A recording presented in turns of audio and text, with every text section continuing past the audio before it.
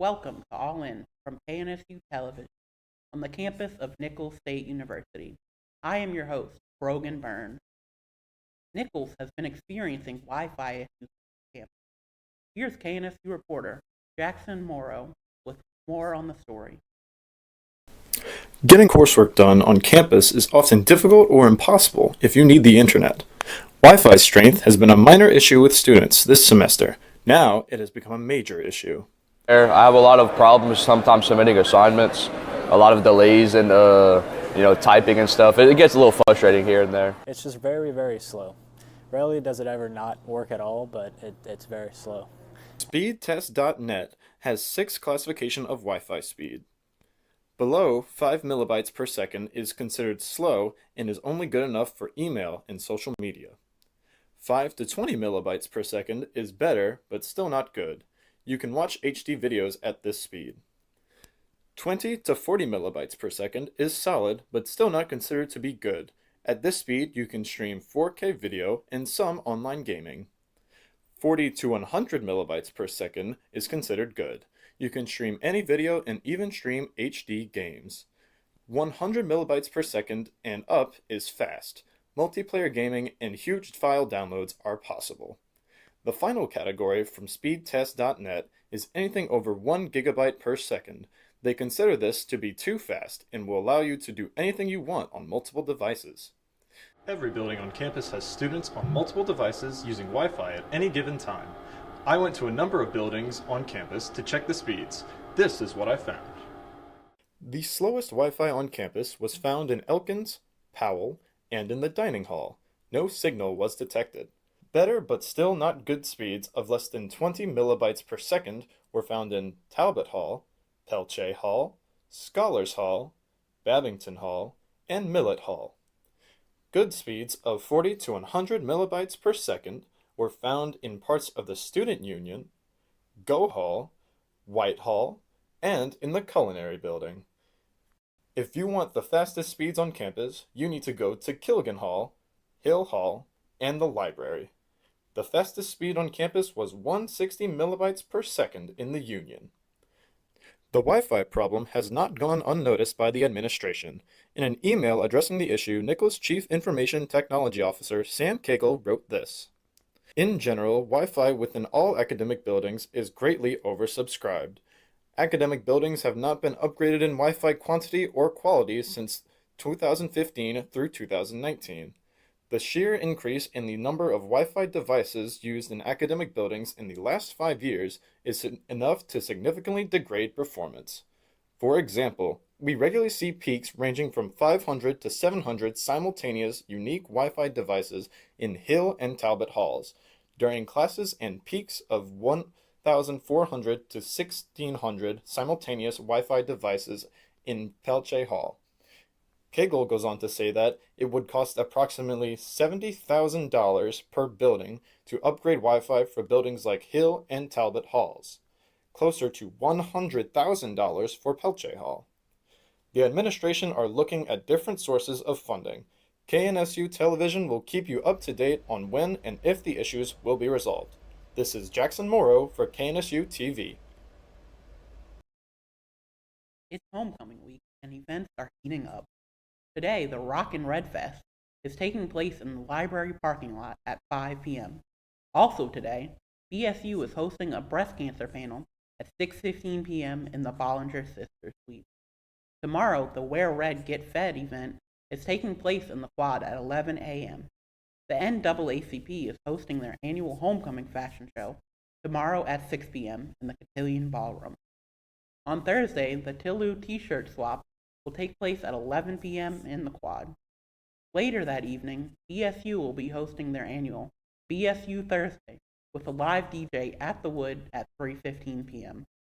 Nichols SPA is hosting their annual Live at 5 at the Rec Center at 5. Hero races will take place Friday at 4 p.m. at the Bayou Side. Later that evening, Nichols Bon Vin will take place at 6 p.m. at the Danos corporate headquarters. On Saturday, the homecoming tailgate will take place in the tailgate area at 10 a.m. Homecoming week wraps up Saturday when our football team takes on McNeese at John L. Guidry Stadium at 3 p.m. Nichols' 2024 Homecoming King and Queen will be announced during halftime. Be sure to come out and cheer on the Colonels and make Guidry Stadium the hardest place to play in the country on Saturday. Food Truck Friday goes around the world. The food truck class from the Chef John Folse Culinary Institute is opening Kimbo's Kitchen. The three options include fried pork empanadas from Latin America, cheese stuffed bratwurst from Germany, chicken tacos from Mexico, and an Asian New Orleans fusion dessert, Bananas Foster egg rolls. They will be serving this Friday from 11:30 to 1 in the Culinary Building Park. Now let's take a look at other universities.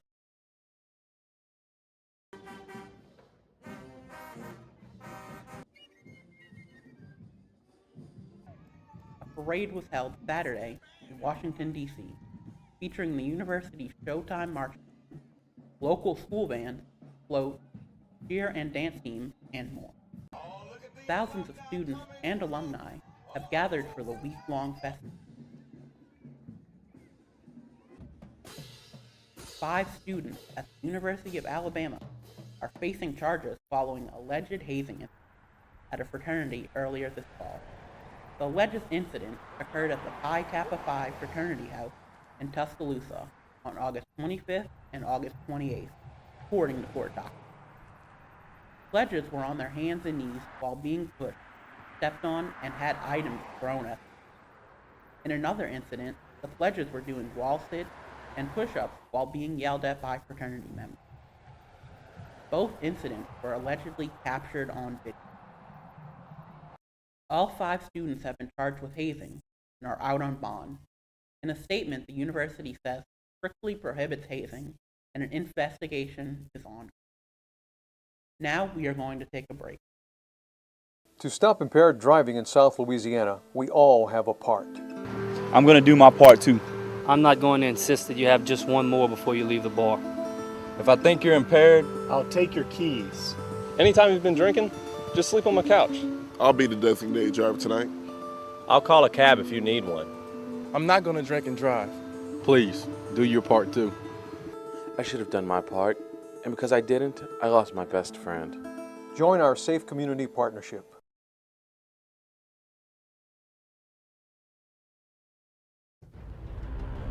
Well, yes, sir. We'll get right on that.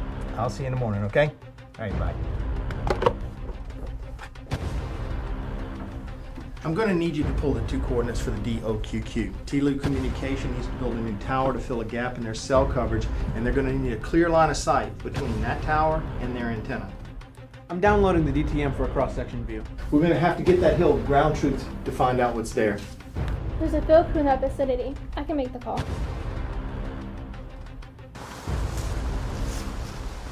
Okay, what do you need?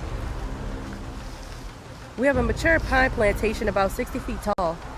There's a clear line of sight at 175 feet and above. That's how tall they'll need to build. All right, looks good. Print it off. All right, here's the information on the hill we were looking at. It seems perfect for your new tower. We'll start construction immediately. Thanks for getting this so quickly. In the past, we'd have to wait weeks. You gotta love modern geomatics. More like geo magic. We need boundary and topographic survey.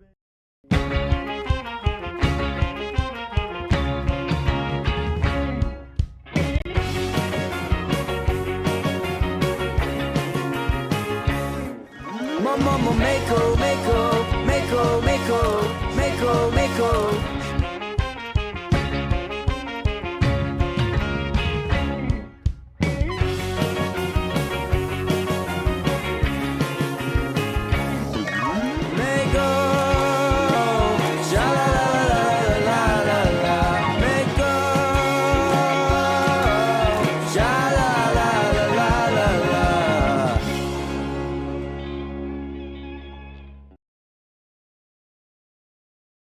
A train carrying chemicals came off the rails near Donald. Jordan Ponzio has the story. Around 7 a.m., a cargo train headed to Livonia from New Orleans jumped the tracks in Donaldsonville along LA 3089. It's still unclear what caused the accident. Just looking at the rails, you can see that it seemed like the rails themselves were compromised in some kind of way. But no official word has been given on what happened. WBRZ was told 3 of the train cars were leaking a chemical used to stabilize chlorine used in swimming pools. Officials say none of the leaks are a threat. There's no leakage that is causing any hazards to the community of Donaldsonville at this time. Everyone is safe. Commander Cody Malosson with the Ascension Parish Sheriff's Office Hazardous Materials Team said deputies are working with the state police hazmat team and Union Pacific to clean up both the leaked material and the derailed train cars.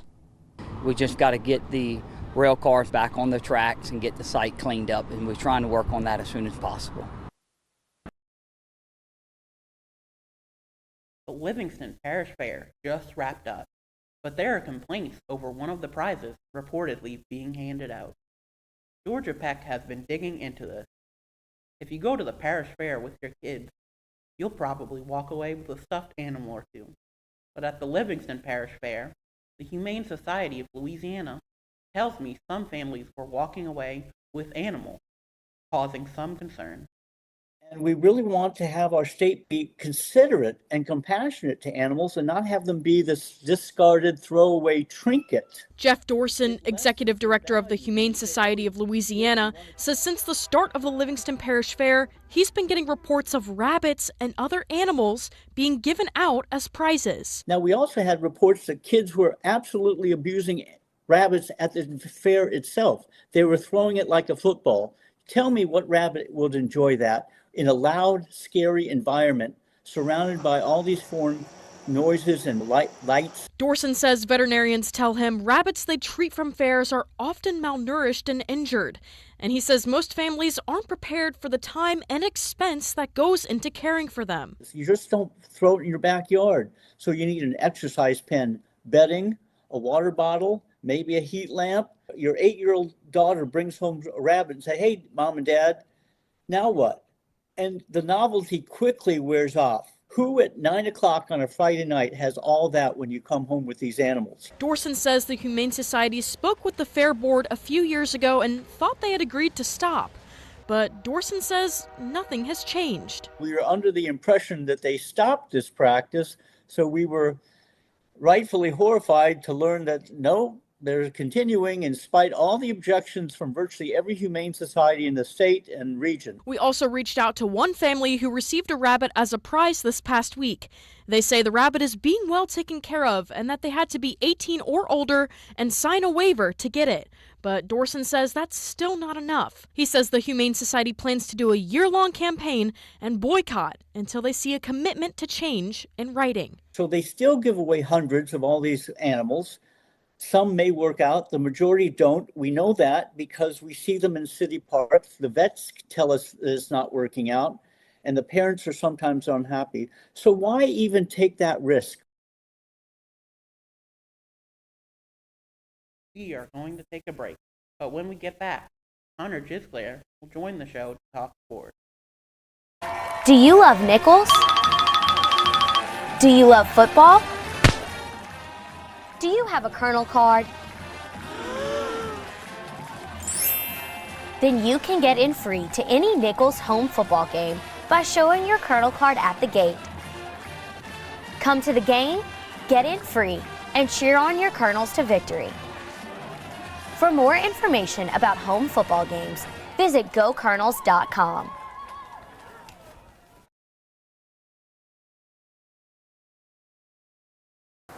Tailgating in Louisiana is punishable by a hefty fine. This is followed by rising insurance costs and a possible loss of a driver's license. Wouldn't you rather spend your money on clothes, entertainment, food, books?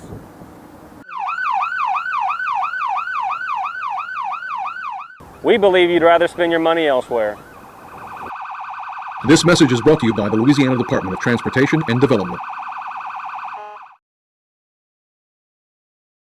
Every year, thousands of tons of litter are thrown from our cars onto the unsuspecting wildlife below.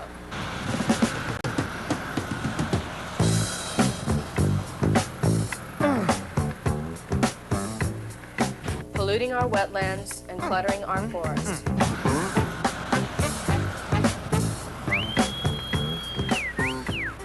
Please reconsider and don't litter. You're only killing our wildlife. Welcome back. I am joined here by Connor Disclair. Last week, Nichols beat Northwestern State 20-0. KNSU reporter Jackson Morrow and I were there. Nichols State University Colonels took on Northwestern State University Demons in the battle for the real NSU. The Colonels hoisted the NSU trophy as time expired after defeating the Demons 20-0. Nichols looked to bounce back this week after their loss to UIW.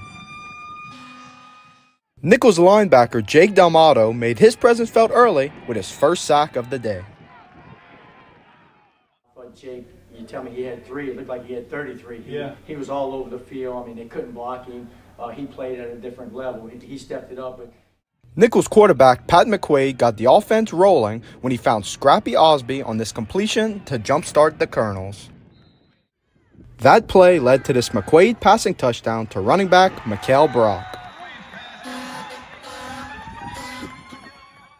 D'Amato got his second sack of the day on this play.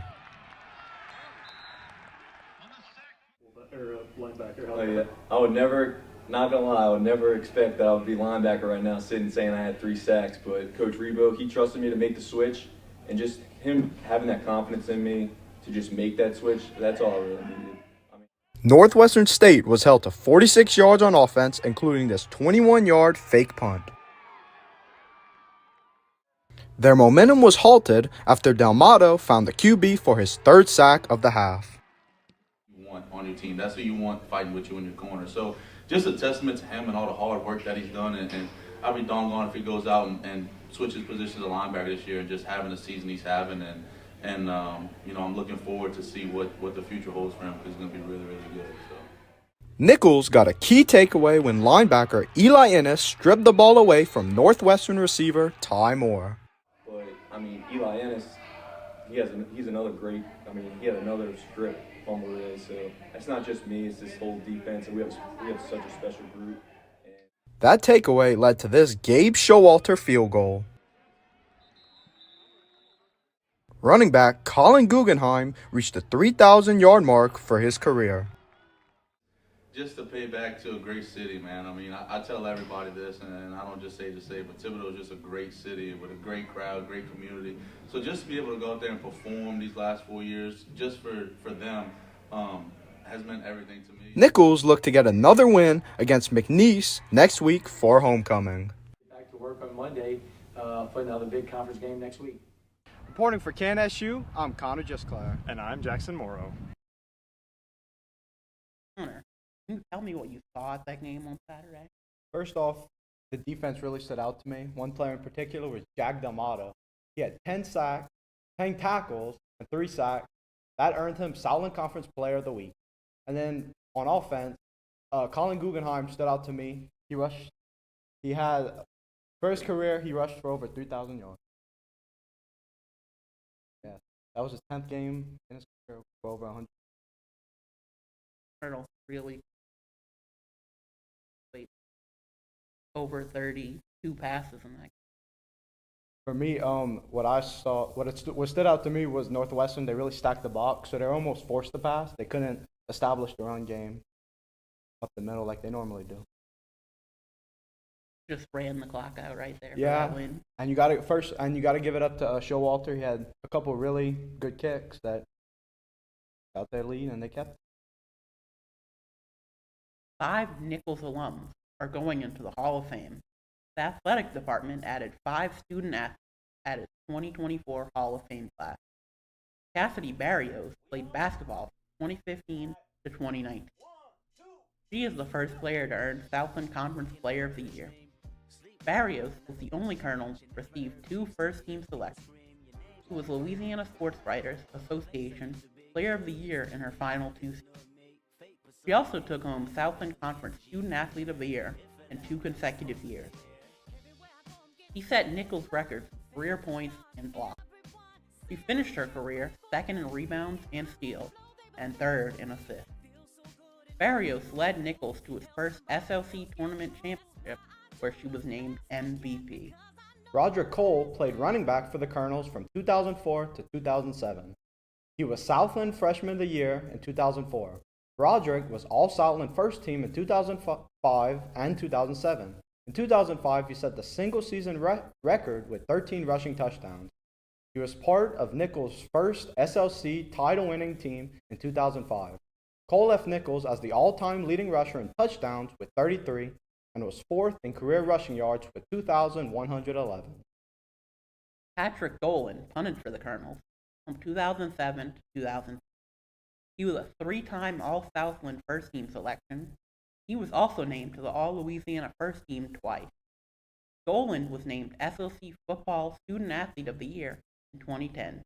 He left Nichols as the career leader in punting average. Amanda Gianelli was shortstop for the softball team from 2016 to 2019. She was named to the All-Southland First Team twice. In 2016, she earned SLC Freshman of the Year. Gianelli was a 3-time SLC All-Academic First Team honoree and a 2-time All-Louisiana selection. She left as the record holder for career RBIs. Megan Landry was a pitcher for the Colonels softball team 2016 to 2019. She was All-Southland Conference and was named SLC Pitcher of the Year in 2018. She made NFCA All-Regional Third Team twice and was a 2-time All-Louisiana honoree. Landry was named Softball Conference Softball Student Athlete of the Year in 2017. Left Nichols as the all-time leader in wins with Landry and Gentiloni led Nichols to the regular season championship and a 40-win season in 2018. Now, let's take a look at the Saints. Last Thursday, former Saints head coach and the Denver Broncos beat the Saints in the Superdome. Spencer Rattler hit before he throws and fumbles the ball over to Denver.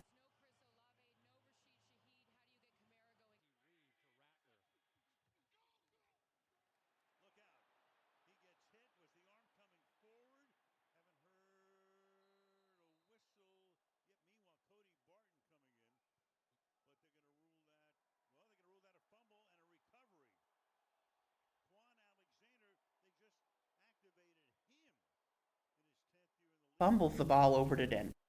Score 3-0. Will Lutz makes the 32-yard field goal to make the score 6-0 Denver. Javonte Williams goes into the end zone, untouched for the 8-yard touchdown. Score 13-0 Denver. Bo Nix on the keeper and gains 32 yards down the sideline. Score 19-3 Denver. Javonte Williams scores 5-yard touchdown. Score 26. Spencer Rattler fumbles the ball as a hit. Cody Barton returns the ball 52 yards for the touchdown. Denver gets the big win over New Orleans, 33-3. Final score, 33-10 Denver. That's all for sports. Now we're going to take a quick break. Do you love Nichols? Do you love football? Do you have a Colonel card? Then you can get in free to any Nichols home football game by showing your Colonel card at the gate. Come to the game, get in free, and cheer on your Colonels to victory. For more information about home football games, visit GoColonels.com. Tailgating in Louisiana is punishable by a hefty fine. This is followed by rising insurance costs and a possible loss of a driver's license. Wouldn't you rather spend your money on clothes, entertainment, food, books?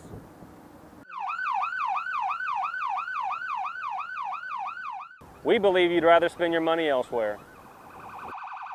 This message is brought to you by the Louisiana Department of Transportation and Development.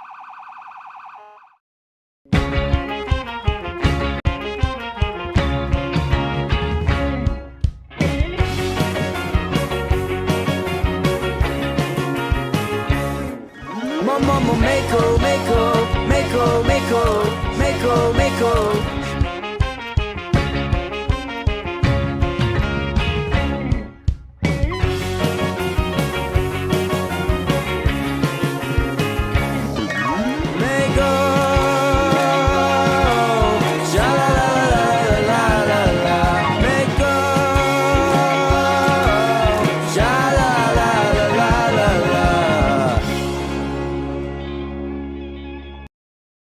Welcome back to All In Movie News.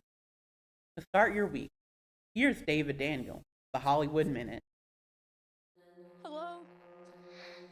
We were in an accident. Daddy, are we gonna die? No, it's my job to protect you. And we were attacked. I think my husband was infected. Christopher Abbott is going through some changes in the first full trailer for Wolfman. Lee Wanell, the director of 2020's The Invisible Man, returns with a new take on another classic monster movie.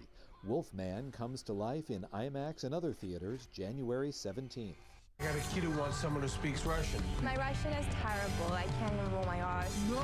A great start for Anora. This year's Palme d'Or winner, the top prize at the Cannes Film Festival, earned an estimated $540,000 in just 6 theaters in its opening weekend. That's $90,000 per theater, the best average of any movie so far this year. In Hollywood, I'm David Daniel.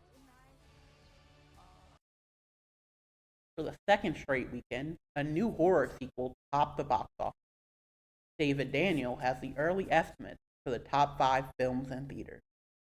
We're going to make sure you have the time of your life. We Live in Time expanded to moderate release and rose to 5th place, earning $4.2 million.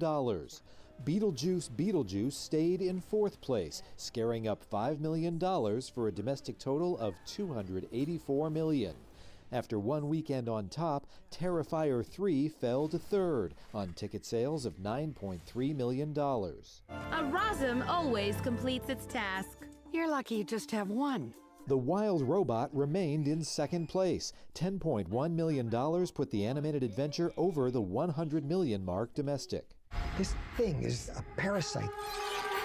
Smile 2 is the new number 1. The psychological thriller sequel opened with $23 million, almost exactly the same debut total as the 2022 original. In Hollywood, I'm David Daniel. You may have noticed seeing your favorite artist in concert is getting more expensive, especially when it comes to big names like Taylor Swift. Tickets at times selling for hundreds, even thousands of dollars. Maribel Gonzalez tells us what could be driving these sky-high prices. We've heard of the term dynamic pricing, where businesses essentially adjust the price for certain factors such as demand. But now fans are having to also deal with rapidly evolving technology inflating the resale aftermarket, one in which the sellers dictate the price and the artist isn't getting any of that profit. Lynn Habis-Reitinger is a self-proclaimed Swiftie. Since 2006, when Debut came out. And a determined one. Last year, she traveled from Orlando to Atlanta to try to catch a Taylor Swift show without a ticket secured. The tickets in Atlanta were going for resale was probably like $500. Lynn couldn't afford that. Instead, she listened from outside the venue. Now she's seeing her ticketless saga begin again. Tickets for this weekend's Era Tours shows in Miami going for hundreds of dollars on resale sites, some as much as thousands. I love Taylor so much and I want to be there so badly, but that is such a huge financial burden. What is driving these sky-high prices? Professor Andrew Mall from Northeastern University says it starts with demand. We're in this situation because there aren't enough Taylor Swifts, right? This is a market of scarcity at work. Bots and technology now making it easier for scalpers to purchase lots of tickets at once, but fans are now also reselling tickets as an investment. There is a way in which we're being asked, what is the value of this experience, especially knowing that we can resell it for a lot of money. Last month, Coldplay fans in India shocked to find tickets for the band's Music of the Spheres tour being resold for as much as $11,000. The aftermarket prices frustrating buyers around the world. It's just really heart-wrenching. They go on and buy those tickets up so that they can resell them. They're not fans of them at all. We reached out to popular resale sites like SeatGeek and StubHub. We only heard back from StubHub, and they tell us they're a marketplace where fans can buy and sell tickets in a safe way, and one in which the sellers dictate the price and the buyers decide ultimately if they want to purchase them. Reporting in Los Angeles, I'm Maribel Gonzalez.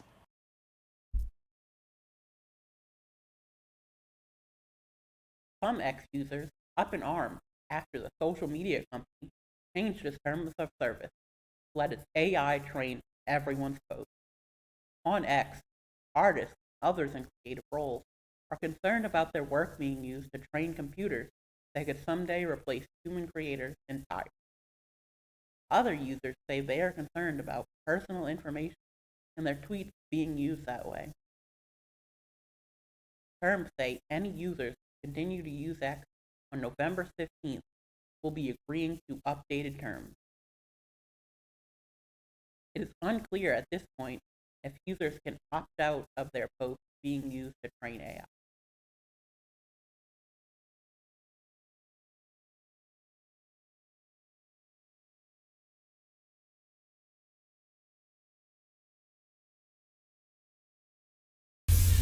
Today we're here with Nicholsworth Editor-in-Chief Jacqueline Diaz, who is here to talk about the new edition of the Nicholsworth magazine. Jacqueline?